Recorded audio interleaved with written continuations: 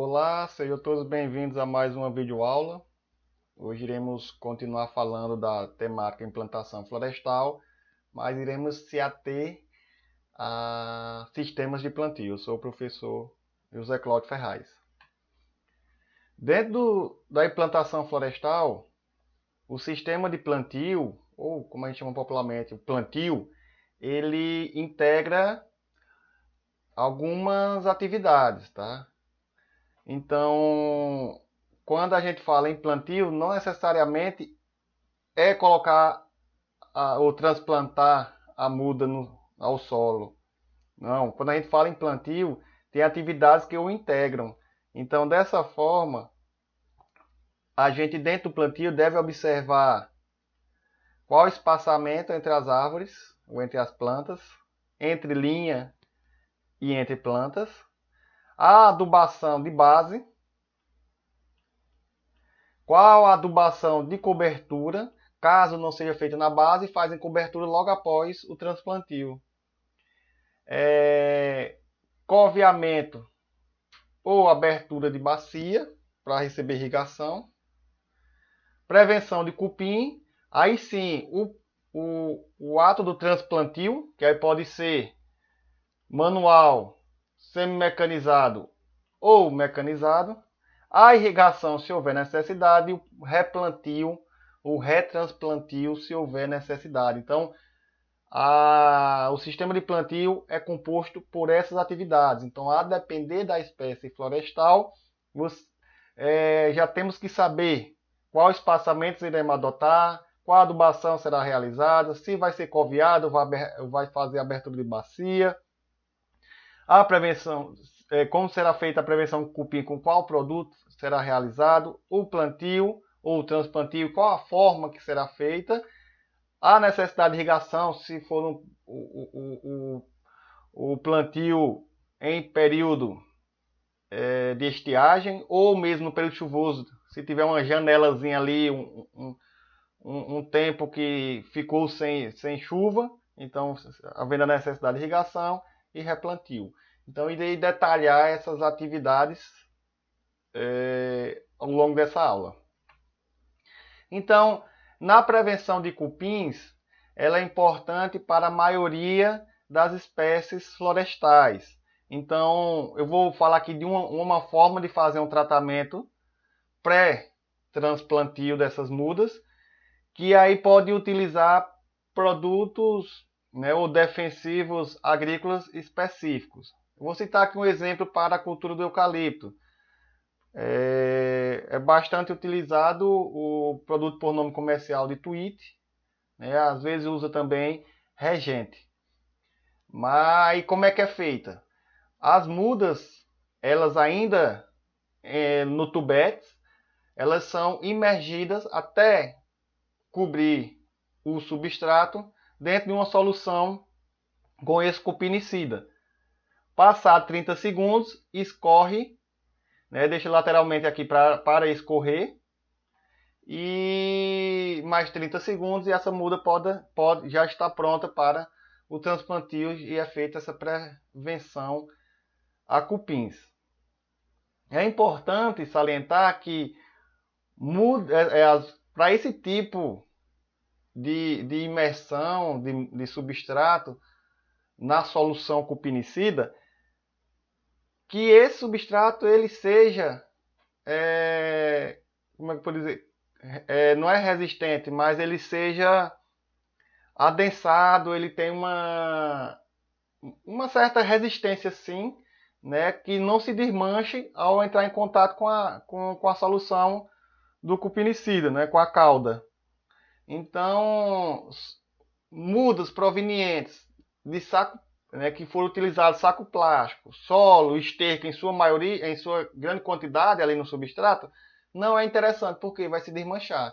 Então, vai desmanchar esse torrão. Então, é interessante que sejam mudas que utilizaram seu substrato, vermiculita, fibra da casca de coco, tá? Casca de arroz carbonizado, que dá essa consistência. Isso, a palavra é essa consistência no substrato. Feito esse tratamento, o próximo passo é retirar, que é obrigatoriamente, se o recipiente não for biodegradável, que ainda está pouco acessível, mas já é usado, mas o tradicional, as mudas são produzidas em tubetes ou em sacos plásticos, então há necessidade de retirar. Então, como que se retira a muda de um tubete? O tubete, ele é material, ele é plástico, né? Um plástico resistente. Então, com leves batidas na lateral aqui do tubete, tá? Com leves batidas, como mostra aqui nessa imagem, vai batendo lateralmente aqui no tubete e ele vai soltando, o substrato solta e aí levemente, com cuidado, retira a muda do tubete. Tá? Então, leves batidas na parte superior do tubete, a muda ela vai, entre aspas, descolando, despregando do tubete e aí levemente faz essa retirada com cuidado, tá? Para ter o mínimo de estresse possível dessa muda. Se utilizar saco plástico, então corta lateralmente o saquinho com cuidado para não desmanchar o torrão. Em algumas situações podem cortar aqui também o fundo e aí retira o saco plástico verticalmente, né, a muda, então tira por cima, caso não tenha a sua parte aérea muito volumosa. Mas de forma geral é feito assim, corta lateralmente com cuidado, apoiando com a mão, retira esse saco plástico.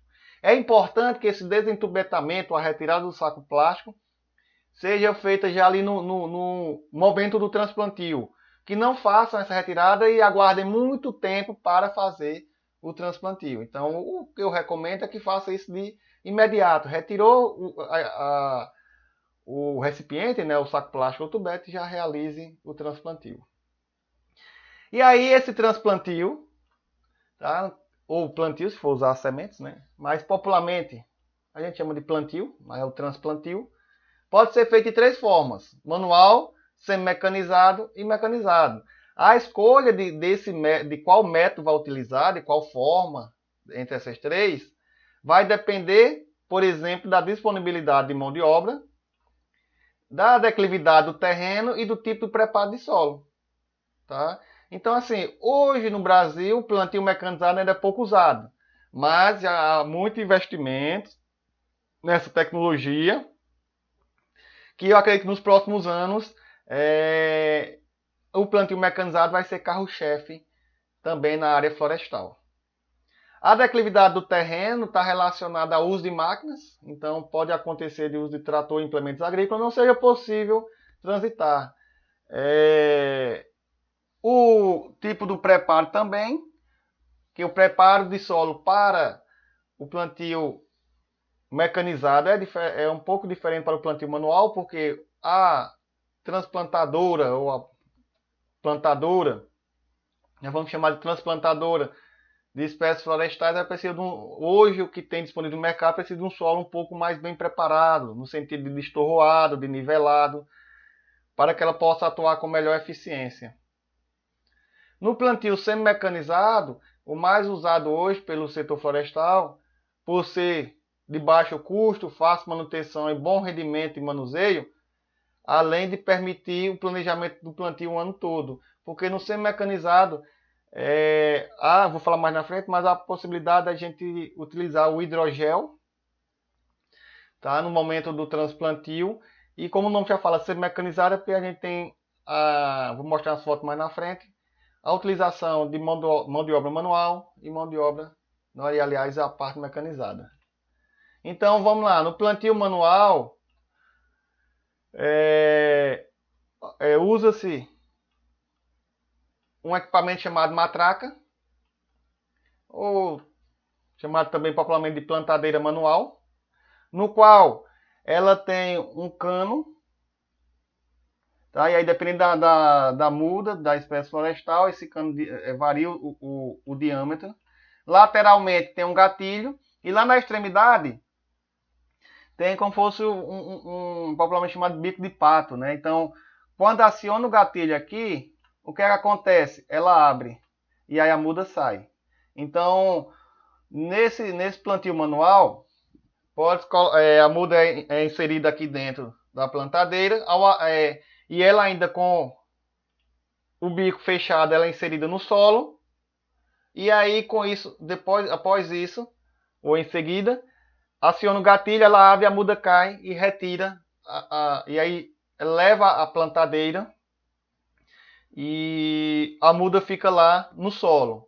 Então, para ajustar com o auxílio do pé do produtor, do plantador, do que seja, da pessoa que está ali realizando o plantio, o transplantio, ele acondiciona a muda lateralmente. Tá? Então, essa é com o uso da plantadeira manual. E aí, no caso, pode acontecer também de plantar sem o auxílio dessa plantadeira. E é com o que a gente chama de plantio com chucho, né? Então, utiliza, no caso de eucalipto, o próprio tubete. E nesse tubete, pode ir fazendo a abertura na linha de plantio e em seguida colocando a muda e acondicionando ela lateralmente, deixando ela firme. É uma das formas. Bom, no plantio manual, há necessidade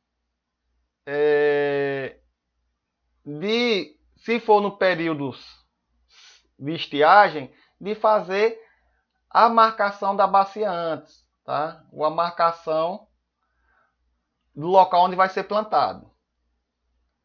Mas uma forma assim prática de fazer isso, e eu vou deixar vídeos auxiliares na aula de amanhã, para melhor entender, é possível, por exemplo, se o espaçamento de uma muda, né, para outra, de uma planta para outra, for, por exemplo, 3 metros,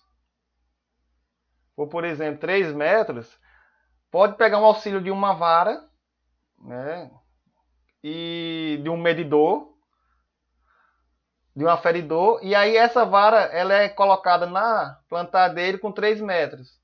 E aí como é que o plantador faz? Ele planta a primeira muda no início da linha, e aí quando vai plantar a segunda ele faz essa baliza, então ele bota a ponta dessa vara na muda que já plantou, e aí ele sabe onde vai plantar a próxima, então ele sabe que a cada 3 metros vai ter que plantar uma muda. Então é uma forma de estar balizando para manter o espaçamento entre as plantas. No plantio do chucho também funciona, só que aí essa vara ela vai solta e o plantador ele vai ter que ir fazendo essa aferição.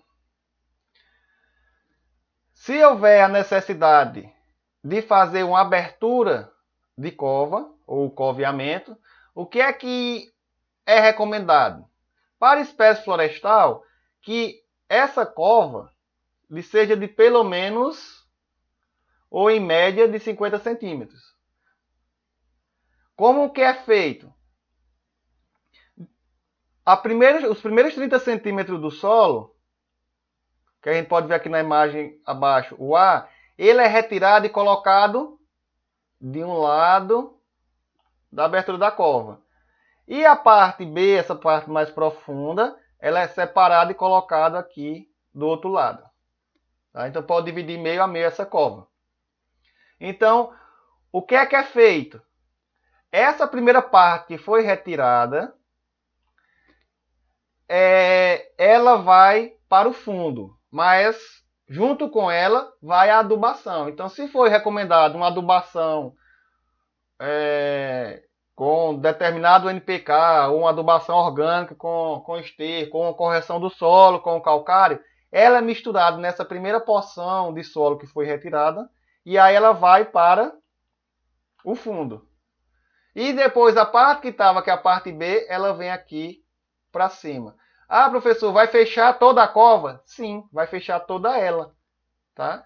É voltar com todo o solo para lá. E aí, professor, mas qual é a vantagem disso? A vantagem é que criou aqui, ó, uma caixa de preparo. Tá? Então, aqui permite com que a água infiltre e armazene, permite com que as raízes consigam ter mais espaço para desenvolver. Então, podemos dizer que desagregou toda essa parte aqui do solo da cova. Então, essa é a vantagem. Então, aí o que é que a gente faz? Quando for plantar, vai fazer a abertura aqui no solo apenas o tamanho dessa abertura aqui é a do substrato da planta que vai ser transplantada. Então a muda, ela tem um substrato pouco volumoso, então faz só abertura só para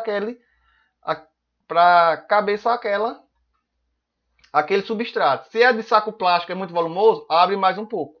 Tá? Mas o importante de tudo isso é que o solo ficou desagregado e vai possibilitar o que eu falei anteriormente. Então, assim, se houver a necessidade da adubação, essa adubação ela vai lá embaixo, junto com aquela parte que foi retirada de cima. Tá? Junto com a parte que foi retirada de cima. Então, a adubação química, a adubação orgânica, a correção do solo vai nessa mistura. Porque a adubação química não pode estar em contato direto com o substrato, porque pode causar a queima das raízes e aí levar a planta à morte ou retardar o seu pegamento, o seu crescimento.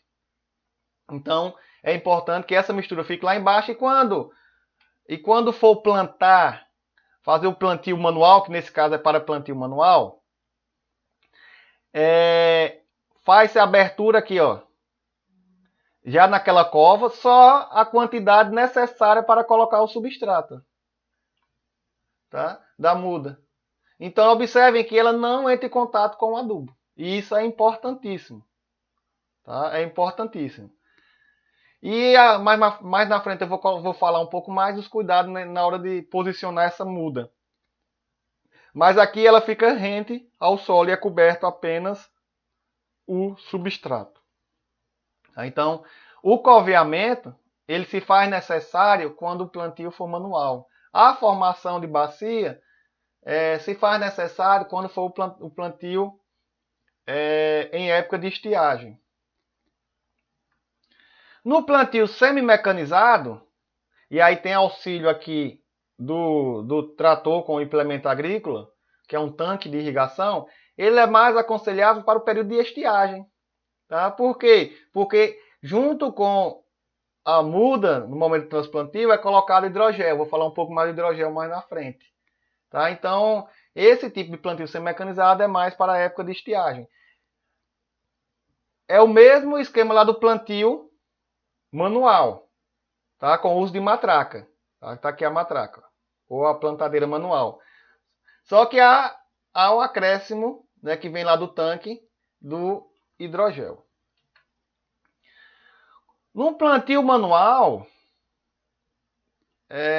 em média, para o espaçamento 3x3, utilizando eucalipto e como espécie florestal e esses modelos aqui de plantadeira ou de matraca, um trabalhador consegue plantar 1 hectare por dia. Tá?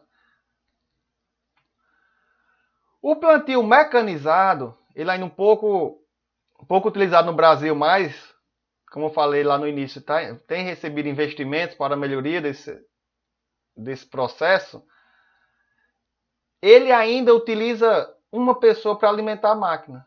Então, assim, a gente fala plantio mecanizado, mas não é bem mecanizado, porque ainda utiliza uma pessoa para alimentar um implemento agrícola, a transplantadora, com a muda. Né? Então tem que estar alimentando ela para realizar o plantio. Então ainda há necessidade de uma pessoa ali. Mas a gente chama de plantio mecanizado.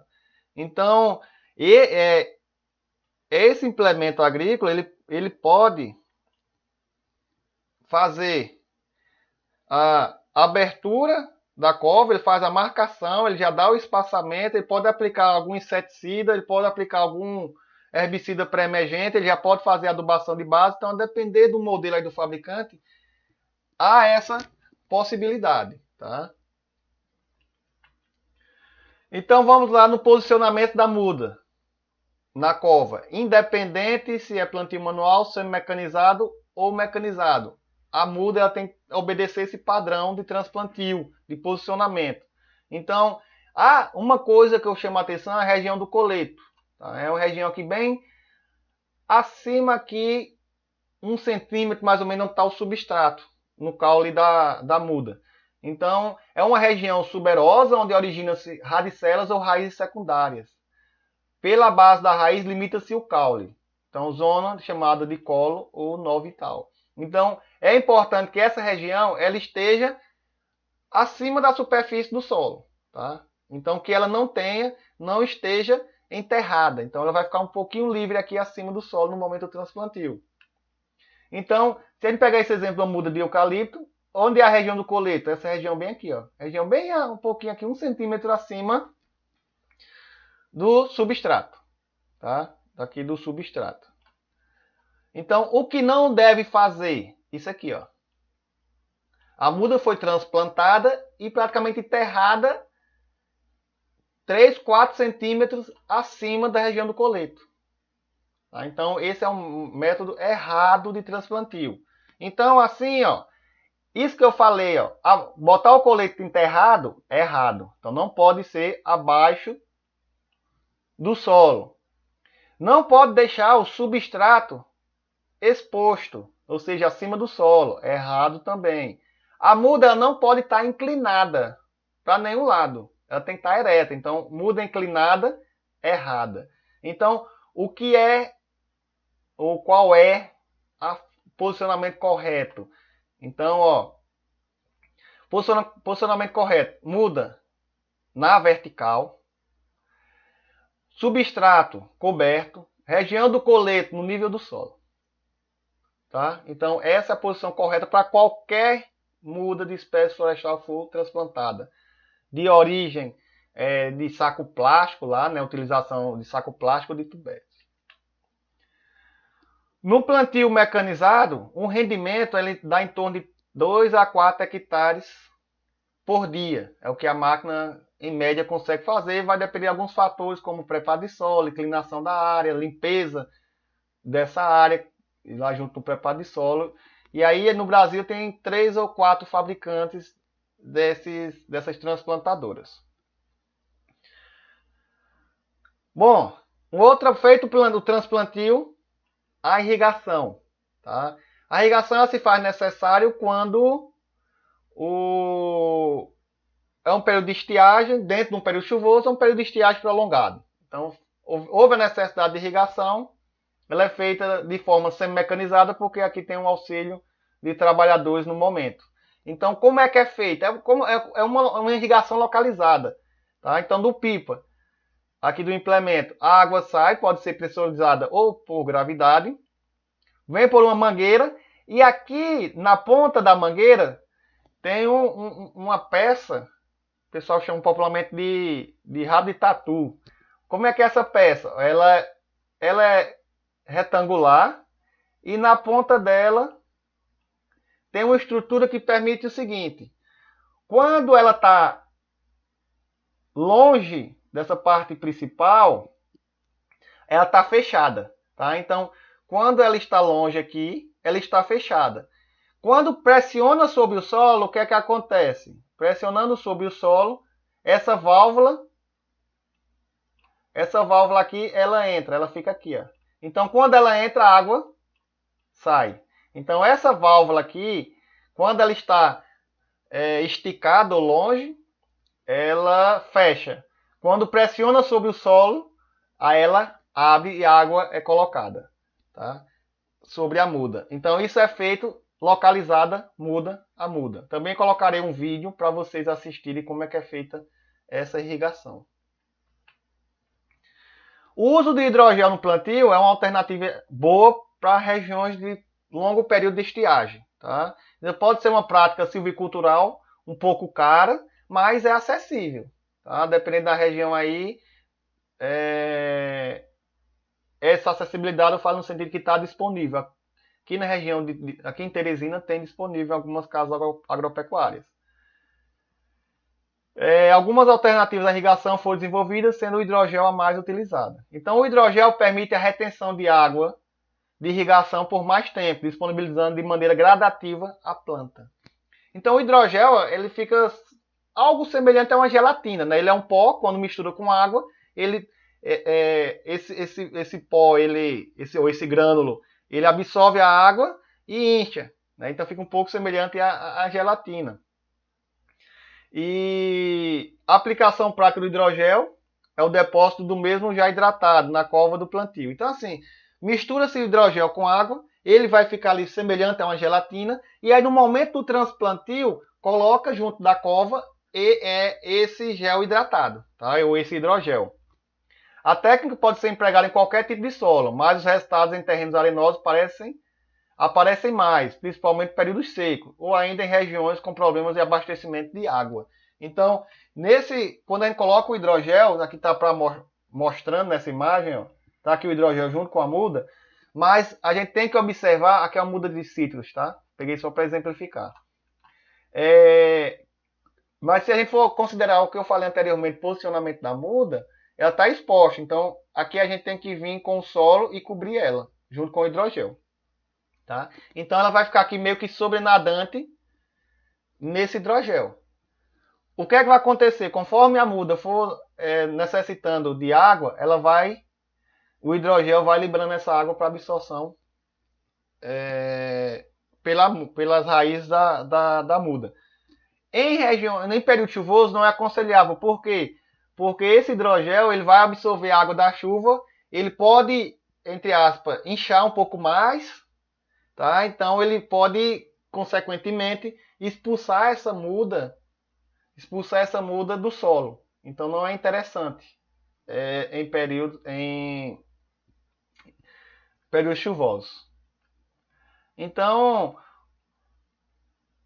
o hidrogel, ele funciona assim. Quando não tem hidrogel e vem uma água de irrigação, por exemplo, que aí você tem como controlar essa quantidade, a água não consegue permanecer por muito tempo ali na região das raízes. Quando tem hidrogel, ela consegue segurar. O que é que eu quero dizer com isso? Aliada à aplicação do hidrogel no período de estiagem, há necessidade de fazer irrigações. Tá? Por quê? Porque a gente colocou o hidrogel e aí a muda foi necessitando de irrigação, de água. Então o hidrogel foi liberando a água para a muda. Então aí ele foi diminuindo o volume, diminuindo o volume, diminuindo o volume. Né? Então a parte líquida do hidrogel foi e vai ficando aquele pó que a gente misturou anteriormente. E aí chega um determinado ponto que aquele pó não se degradou, ele vai precisar de água. E às vezes a muda está com umidade, o que é que pode acontecer? Retirar essa água da muda. E aí a muda pode desidratar. E eu vi uma situação dessa na prática quando eu trabalhava no setor florestal. Então a gente não percebia porque a gente plantou com hidrogel e com determinado tempo a gente projetou uma irrigação no intervalo maior do que a gente estava acostumado a fazer, justamente pelo uso do hidrogel. Então, a gente projetou um intervalo maior entre irrigação e outra. Só que aí estava muito quente na época, temperaturas elevadas, e aí o hidrogel começou a tirar a água da muda, do sistema, do substrato da muda. E aí ela começou a desidratar e as mudas começaram a morrer, a gente percebeu isso. Tá? Então, o que é que acontece? Usa hidrogel, mas o hidrogel não quer dizer que não deve-se mais irrigar. Não é isso. Tem que ir observando e o que é a consequência? É diminuir a quantidade de irrigações. Então a gente aumenta o intervalo de irrigação e diminui a quantidade de irrigações até essa muda estar totalmente pegada e aí ela consegue desenvolver com suas próprias energias. Então é isso, pessoal. Aguardo vocês na próxima aula.